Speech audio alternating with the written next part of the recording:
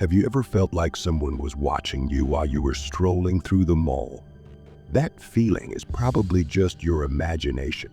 But what if someone was actually standing right behind you? Stay until the end because these stories might make you think twice about going shopping alone. If you've ever had a scary moment at the mall, comment 1. If not, comment 0. Story 1. The Haunting Security Shift. For 3 years, I worked as a security guard at a shopping mall. The job was mundane, patrolling the parking lot, chasing off skateboarders, and listening to my car radio. But one night, the ordinary turned eerie. A shop light flickered on inside the mall. No one had entered, so I went in to investigate. The shop was empty, its security gate firmly down. My nerves were frayed, but I convinced myself it was nothing. An hour later, another shop light was on. Again, the gate was locked. My heart pounded as I shone my flashlight inside, catching a shadowy figure darting behind the counter. I yelled, "You can leave with me, or the police." Silence. As I approached, the figure vanished. The lights clicked off behind me, leaving me in darkness. Months passed, but the memory lingered.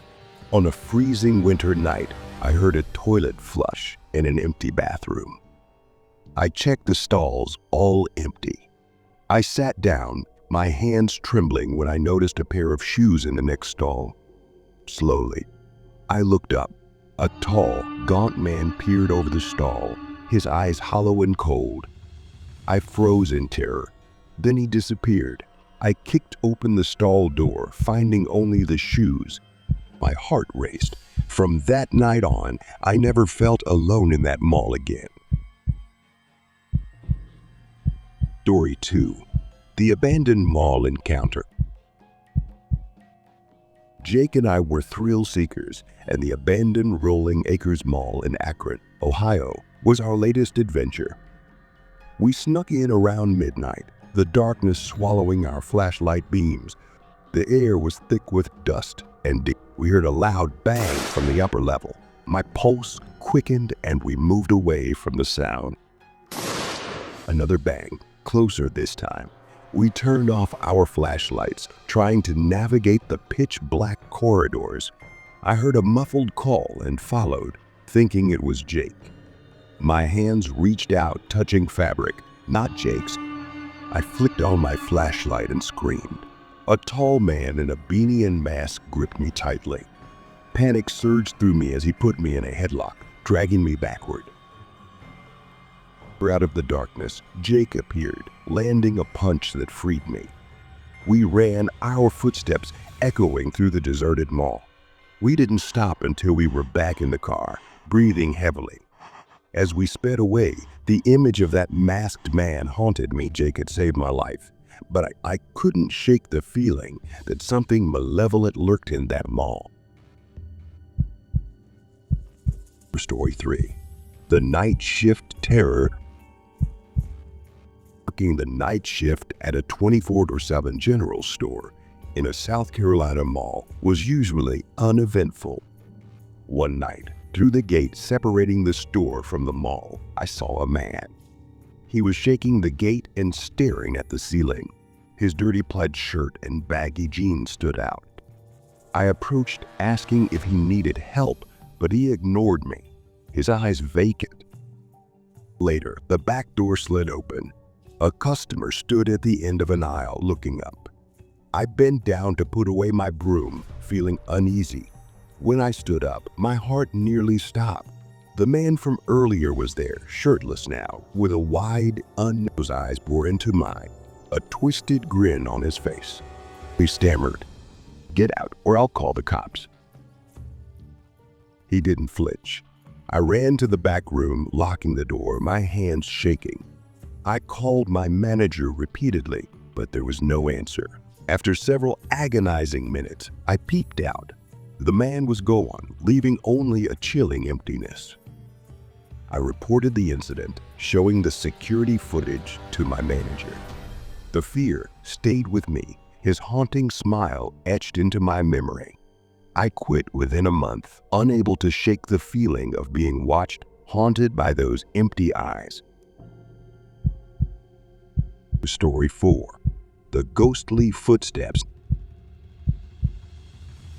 It was my first week as an overnight janitor at the mall. I liked the quiet and solitude, but on the fourth night, something strange happened. I was cleaning the food court around 2 a.m. when I heard footsteps echoing through the empty hallways. I paused listening. The footsteps grew louder, more insistent. I called out, "Hello, anyone there?" No response. But I resumed my work, but the footsteps continued, always just out of sight. I decided to follow the sound, my heart pounding in my chest. The footsteps led me to the old, disused section of the mall, an area slated for renovation. The air was thick with dust, and the lights flickered ominously. As I turned a corner, the footsteps stopped abruptly. In the dim light, I saw a shadowy figure standing at the end of the hallway. I squinted, trying to make out the details. The figure was dressed in old-fashioned clothing, its face I took a step forward, and it vanished. Panic set in. I turned to leave, but the footsteps resumed, this time right behind me. I ran, my breath coming in ragged gasps. The footsteps kept pace, relentless and unnerving.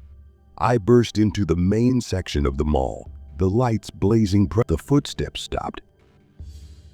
I never told anyone about that night, but I avoided the old section from then on.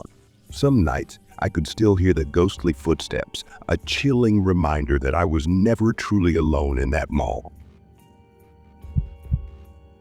Story 5. The Mannequin Stare. I worked at a clothing store in the mall, closing shifts mostly. One night, as I was locking up, I noticed a mannequin had been moved. It was standing in the center of the store, facing the door. I shrugged it off, thinking a coworker had played a prank. I moved it back and finished closing.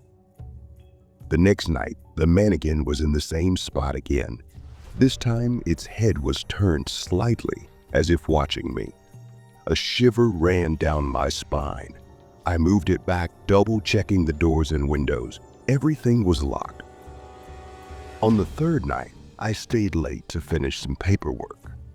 The mall was empty and silent. As I worked, I heard a faint scraping sound, like something being dragged across the floor.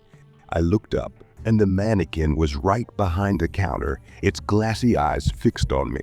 My heart raced. I stood up, intending to move it back, but the mannequin's hand had changed position, now pointing directly at me. Fear gripped me, and I backed away, bumping into a display rack. The mannequin's head seemed to tilt, a sinister smile etched on its plastic face. I bolted for the exit, my hands shaking as I fumbled with the keys. I locked the door and ran to my car, not daring to look back. The next morning, I reported the incident to my manager, who laughed it off. But I knew what I saw. The mannequin had moved on its own. Story 6. The Elevator Nightmare. I worked as a late-night stalker at a large department store in the mall. One night, I was tasked with moving some heavy boxes to the storage room on the top floor. The elevators were old and creaky, but they were my only option. As I stepped into the elevator with my cart of boxes, I couldn't shake the feeling that something was off. The elevator doors closed with a loud clank, and it began its slow ascent. Halfway up, the lights flickered and the elevator jolted to a stop. I pressed the buttons frantically, but nothing happened. The lights went out completely, plunging. My heart pounded in my chest as I reached for my phone to use its flashlight. The dim light from my phone revealed the cramped, musty interior of the elevator.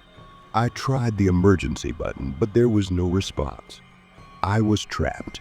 As I pondered my next move, I heard a faint, eerie humming sound coming from the top of the elevator. It was a tune I vaguely recognized, something old and haunting. I shone my phone's light upwards, but the source of the humming was hidden in the darkness. The air grew colder, and the humming grew louder, more insistent. Then I heard a soft, whispering voice saying my name. Panic surged through me. "Who's there?" I shouted, my voice trembling. The whispering stopped, replaced by a chilling silence. Suddenly, the elevator shook violently, and I lost my balance, crashing to the floor. The doors creaked open slightly, and through the narrow gap, I saw a pair of pale, thin hands trying to pry them apart. I scrambled to my feet, pressing myself against the back wall. The hands disappeared, and the elevator was still again. I mustered the courage to peek through the gap. The hallway outside was empty, but the cold air and the lingering sense of dread remained. Gathering my wits, I pried the doors open enough to slip through. I stumbled into the hallway, looking back at the elevator, half expecting to see those pale hands reaching out again. I rushed to the stairwell, dragging my cart behind me. When I finally reached the storage room, I felt an overwhelming sense of relief, but the encounter left me shaking. I never used that elevator again. The maintenance team found nothing wrong with it, but I knew what I experienced was real. The haunting tune, the whispering voice, and those ghostly hands still haunt my dreams. Some nights, when I'm alone in the store, I can still hear that eerie humming echoing through the empty halls.